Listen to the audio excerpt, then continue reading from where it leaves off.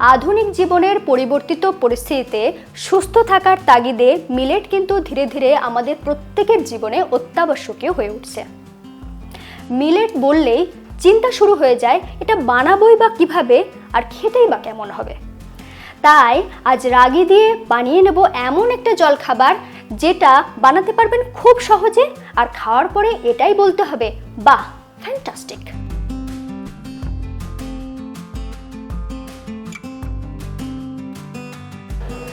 দেখুন এটা কতটা নরম হয়েছে, ছিঁড়ে দেখাচ্ছি, দেখুন ভিতরটা ঠিক কিরকম হয়েছে।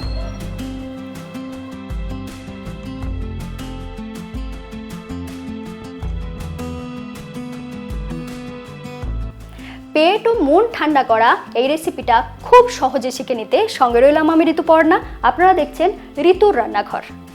এখানে আমি ব্যবহার করব 1 কাপ রাগি আটা। রাগি সম্পর্কে যারা অতটা পরিচিত নন তাদের জন্য বিশেষ করে বলি যে এটা আপনারা যে কোনো গ্রসারি শপে পেতে পারেন, আর যদি না পান সেক্ষেত্রে অনলাইনে তো অবশ্যই পেয়ে যাবেন।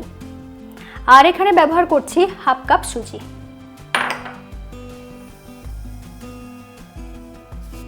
রেসিপিটাকে আরও হেলদি বানাতে আমি এখানে ব্যবহার করব 1/2 কাপ টক দই। এই সমস্ত জিনিসগুলোকে একসাথে বেটে নেব। দিয়ে দিচ্ছি রাগি,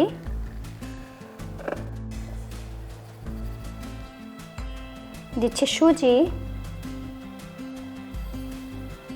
এরপরে দিয়ে দিচ্ছি টক দই। এটাকে এইভাবে বাটা যাবে না, তার জন্য আমি এখানে ব্যবহার করছি 1 কাপ জল। কেউ যদি দই ব্যবহার করতে না চান সেক্ষেত্রে জল দিয়েও এটাকে বেটে নিতে পারেন।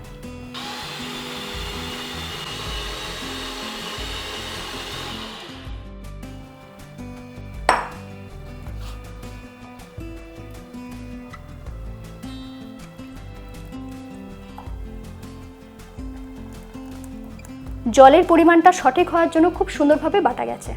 ব্যাটারটার ঘনত্বটা আপনাদের একটু দেখিয়ে নিচ্ছি।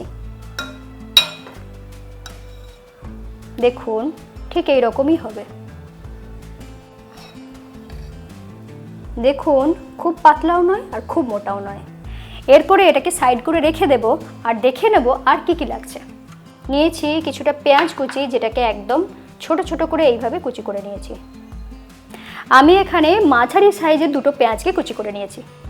লাগছে কিছুটা টমেটো কুচি, লাগছে কিছুটা রসুন কুচি, ঝালের জন্য কাঁচা লঙ্কা কুচি, সুন্দর গন্ধের জন্য নিয়েছি কিছুটা কারি পাতা, সেটাকে কুচি করে নিয়েছি। সাথে নিয়েছি 1 টেবিল চামচ ছোলার ডাল, 1 চা চামচ বিউলির ডাল, নিয়েছি 1/2 চা চামচ গোটা জিরে, 1/2 চা চামচ গোটা সর্ষে, আর নিয়েছি সামান্য একটু হিং। এগুলো সবই একদম ঘরোয়া উপকরণ, তবু এর মধ্যে কোনো এক আধটা যদি না থেকে থাকে তাতেও কিন্তু কোনো সমস্যা নেই।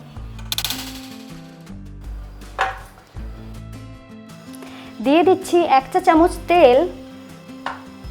তেল গরম হয়ে গিয়েছে, এরপর দিয়ে দিচ্ছি গোটা জিরে, গোটা সর্ষে, বিউলির ডাল, ছোলার ডাল, কাঁচা লঙ্কা, রসুন কুচি,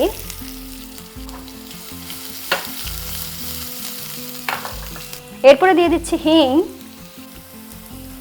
কারি পাতা। কারি পাতাটাকে একদম ছোট ছোট করে কুচি করে নিয়েছি, চেষ্টা করবেন এইভাবেই কুচি করে নিতে। দিচ্ছি পেঁয়াজ কুচি, সব শেষে দিয়ে দিচ্ছি টমেটো কুচি।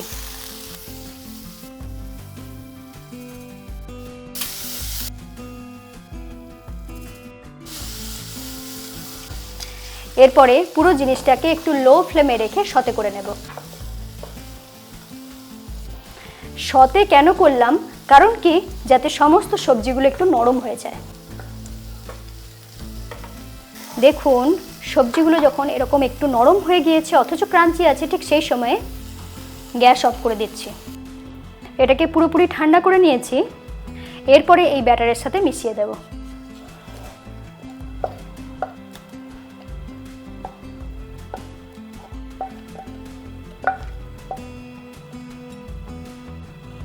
এইভাবে সবজিগুলো যদি ব্যাটারের সাথে মিশিয়ে দেওয়া হয় তাহলে কিন্তু টেস্টটা অনেকটাই ভালো হবে।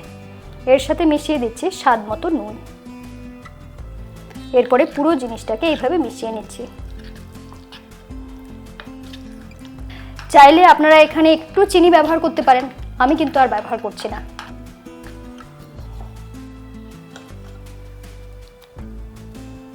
এটা বানানোর জন্য আমি এখানে ব্যবহার করছি এরকম ছোট সাইজের একটা চাটু। গ্যাসটা দেখুন এইভাবে লো ফ্লেমে রাখছি। দিয়ে দিচ্ছি তেল।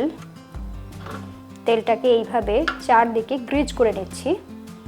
তেলটা বেশ ভালোভাবে গরম হয়ে গিয়েছে। এরপর এখানে দিয়ে দেব সাদা তিল, খুব অল্প পরিমাণে।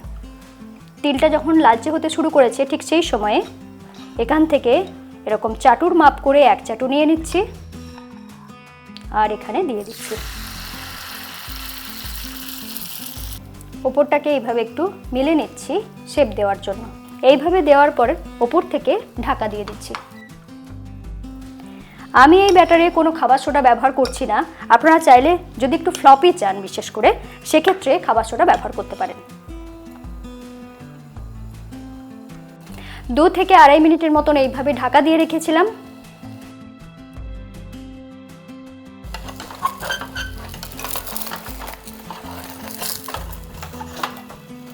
এরপরে উল্টে দিচ্ছি। যেহেতু ঢাকা দিয়ে এটাকে করেছি, পুরোপুরি কুক হয়ে গিয়েছে, সেই জন্য উল্টো সাইডটা ভাজতেও পারেন কিংবা না চাইলে নাও ভাজতে পারেন। দেখুন আরও একটা তৈরি হয়ে গেল। দেখুন কত সহজে উঠে আসছে।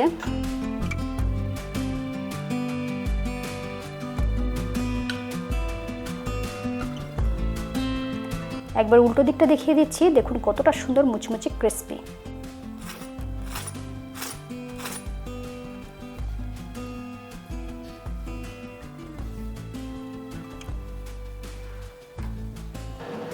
দেখুন এটা কতটা নরম হয়েছে। ছিঁড়ে দেখাচ্ছি, দেখুন ভিতরটা ঠিক কিরকম হয়েছে। এরকম স্বাস্থ্যকর এবং সুস্বাদু জলখাবারটা কিন্তু আপনারা কিছুতেই মিস করবেন না।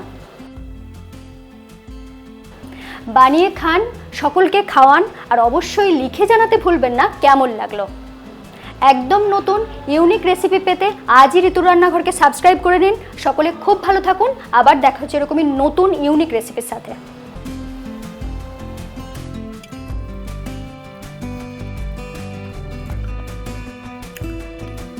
সত্যি বলছি ফাটাফাটি।